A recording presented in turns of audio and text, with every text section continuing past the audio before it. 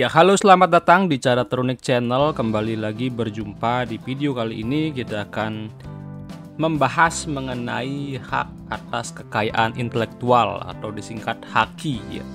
Nah, kekayaan itu tidak hanya yang berupa produk atau yang sudah berwujud menjadi benda. Kadang-kadang kekayaan itu adalah suatu hal yang hasil pikiran kita ya, bahkan blueprint gitu ya. Nah, atau mungkin sebuah tulisan ya, mungkin sebuah karya-karya yang lain yang tidak hanya sekedar kekayaan properti seperti mobil, kemudian rumah, kemudian sesuatu yang selama ini kita ketahui, tapi ada kekayaan yang namanya kekayaan intelektual ya. Nah, ini harus kita daftarkan di Dirjen Direktorat Kekayaan ya, di Direktorat Jenderal Kekayaan Intelektual ya. Jadi dibuatkan yang disingkat menjadi dgip.go.id ya. Di sini dijelaskan bagaimana pentingnya untuk mendaftarkan baik itu merek, kemudian paten, kemudian juga hak cipta, desain industri, kemudian indikasi geografis, rahasia dagang, dan banyak lagi yang bisa didaftarkan di sini sebagai bentuk kekayaan intelektual ya. Nah, dalam undang-undang yang melindungi untuk kekayaan intelektual ini adalah Undang-Undang Nomor 28 Tahun 2024 tentang hak cipta. Di sini dibahas bahwa penting untuk semua orang di Indonesia yang mempunyai karya-karya intelektual yang menjadi ciri khas masing-masing itu harus didaftarkan ya, biar tidak terjadi sengketa di kemudian hari ya, sengketa hukum. Nah, mungkin itu singkat saja. Untuk lebih jelasnya silakan baca di Undang-Undang Republik Indonesia Nomor 28 Tahun 2004 tentang hak cipta. Nah, di sini di video kali ini saya akan jelaskan mengenai cara untuk mendaftarkan hak cipta kalian di website, jadi secara online ya, di gip.go.id ya. Nah, di sini kita tinggal klik permohonan hak cipta ya.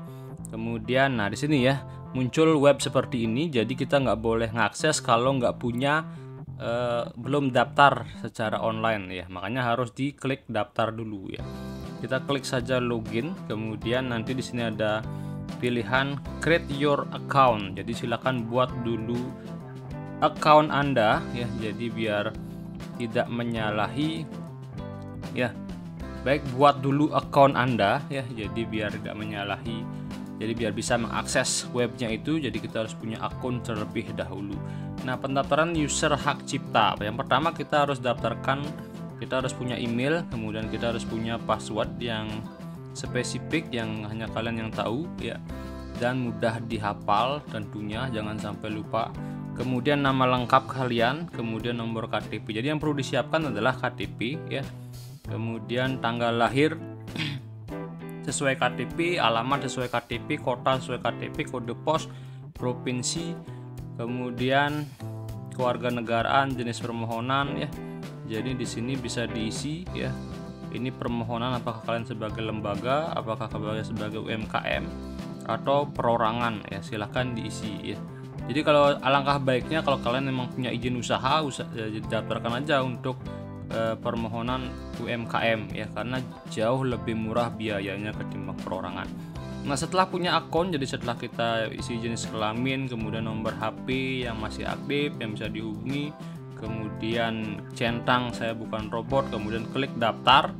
Nanti kalian akan punya akun yang dikirimkan ke email kalian masing-masing. Habis itu cek email masing-masing dan silakan verifikasi email. Kemudian setelah verifikasi email kalian bisa login untuk mulai masuk ke halaman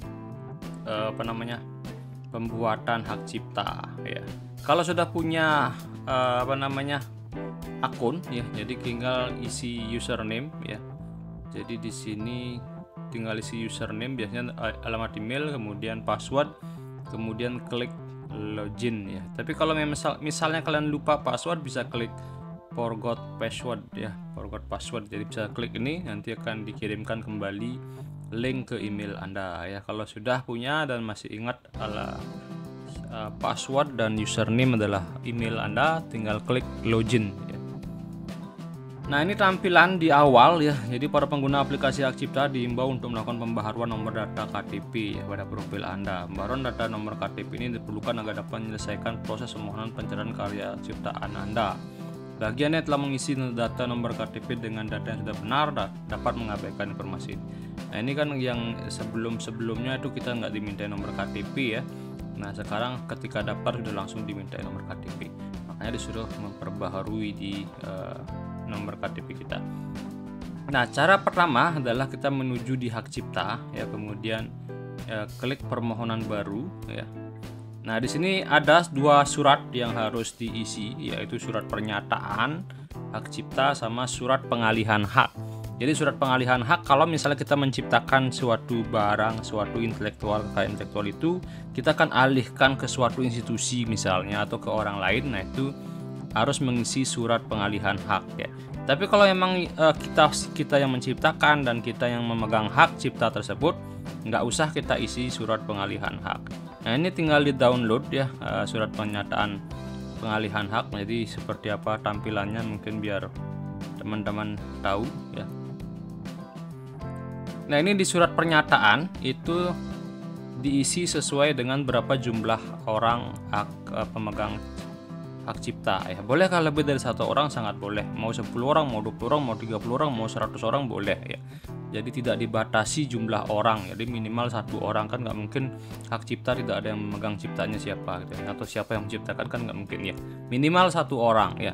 Nah, di sini diisi surat pernyataan tersebut adalah nama, kewarganegaraan. Jadi kalau lebih dari satu orang tinggal diisi 1, 2, 3, 4, kemudian 5, 6 sampai 10 atau mungkin sampai berapa itu tinggal diisi. Kemudian warga negara masing-masing juga diisi 1, 2, 3, 4 sesuai dengan jumlah nama pemegang hak cipta.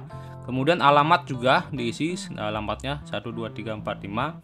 Kemudian setelah itu karya ini menyatakan bahwa, nah ini diinikan ya, karya cipta yang saya permohonkan itu berupa apa ya, misalnya apa, apakah berupa merek, logo, kemudian atau berupa sebuah buku, silakan ditulis. Kemudian berupa video misalnya, berupa foto misalnya, nah itu silakan ditulis, atau berupa lukisan, nah berupa apapun itu yang merupakan kekayaan intelektual silakan diisi di sini ya bentuknya. Kemudian judulnya apa, misalnya kalau video apa, judulnya apa, kalau buku judul bukunya apa ya. Jadi seperti itu ditulis. Nah, setelah ditulis semua secara lengkap, kemudian nanti di bagian bawah itu ada materai 10.000 dan nama pemegang hak cipta sama tanda tangan ya. Semua pemegang hak cipta agar menandatangani di atas materai. Jadi kalau 10 pemegang hak cipta jadi harus beli 10 materai. Kemudian dibuat kolom tanda tangan plus materai 10 juga di sini ya. Jadi disesuaikan dengan pemegang hak cipta berapa jumlahnya.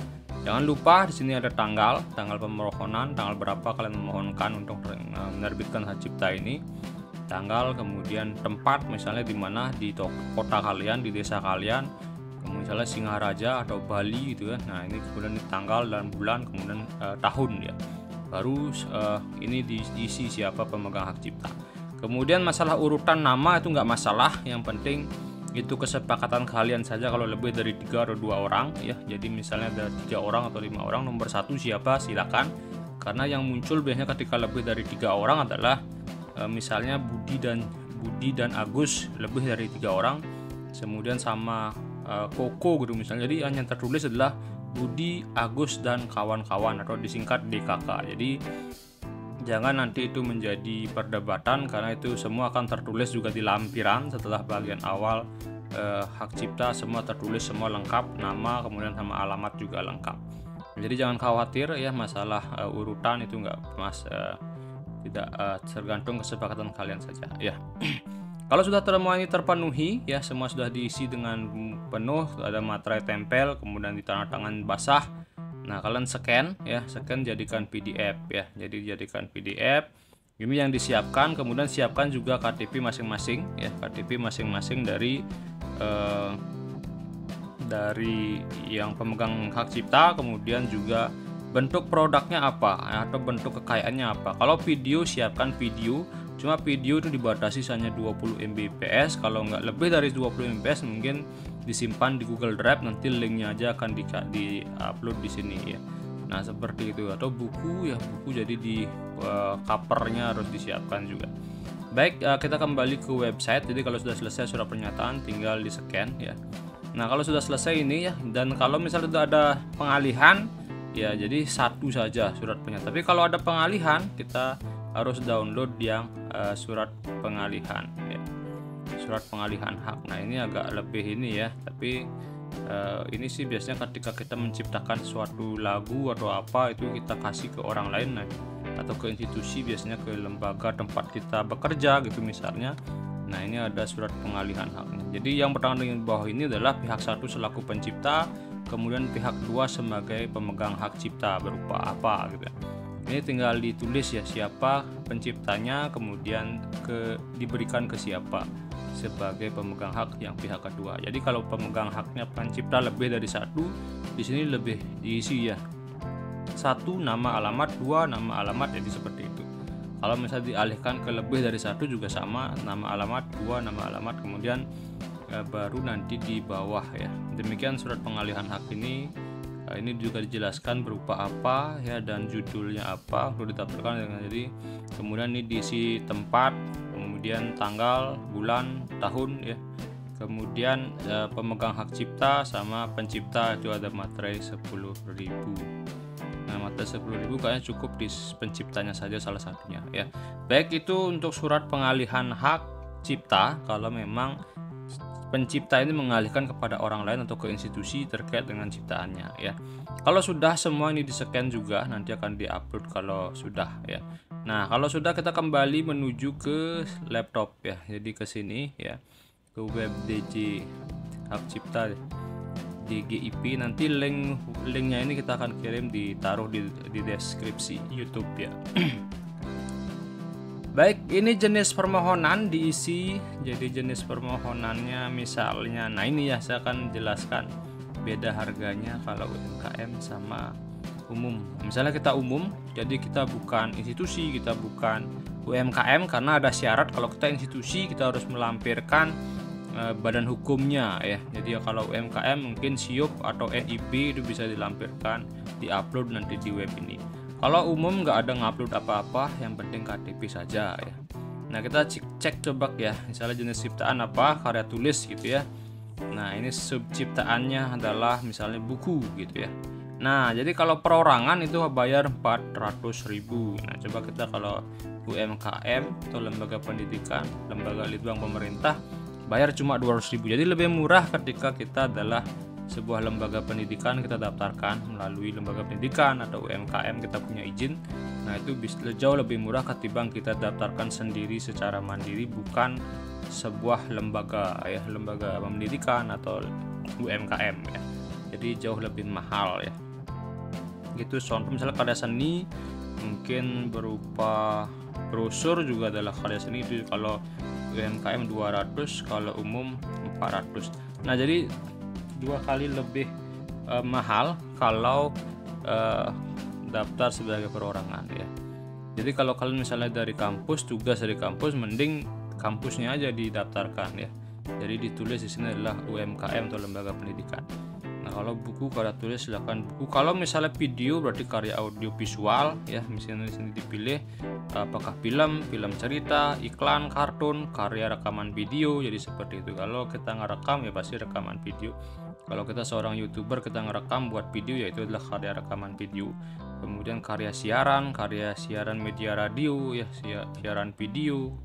Kemudian kuliah, kalau kita punya video tutorial atau video perkuliahan, itu jadikan karya audio visual kuliah.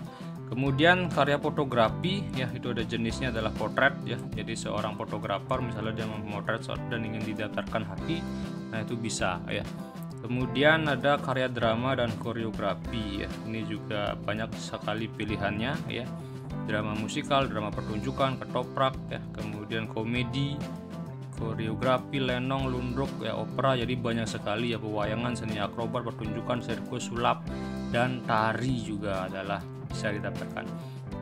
Kemudian selain itu karya rekaman ya. Jadi banyak sekali juga sebenarnya, misalnya rekaman nyanyian ya, suara bernyanyi, kalian rekam suara kalian, kemudian khotbah kalian atau pidatonya direkam bisa juga.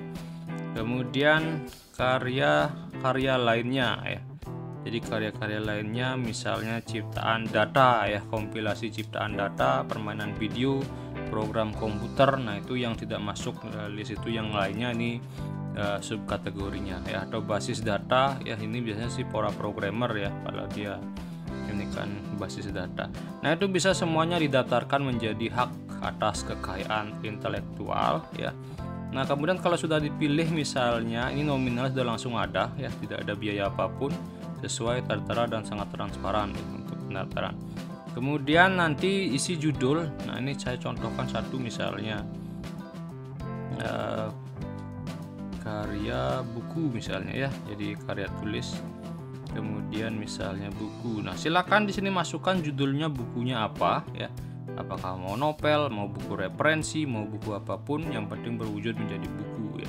Kemudian uraian singkat ciptaan, jadi silakan dijelaskan secara singkat saja apa itu isinya ya. Jadi singkat ya, singkat, jangan terlalu panjang, di seluruh paragraf ditaruh di sini. Sedikit saja ya. Kemudian tanggal pertama kali diumumkan. Jadi kalau buku ketika sudah selesai dibuat itu diterbitkan kan biasanya itu sebagai tanda pertama kali diterbitkan ya. Kemudian negara pertama kali diumumkan di Indonesia kalau di dalam Indonesia ya. Kemudian kotanya, masukkan kota di mana ya, silakan dimasukkan. Kemudian data kuasa, kalau memang kita mengkuasakan, kalau kita sendiri yang input ya berarti nggak ada data kuasa. Kalau daya jadi diisi ya. Kalau tidak silakan no aja ya.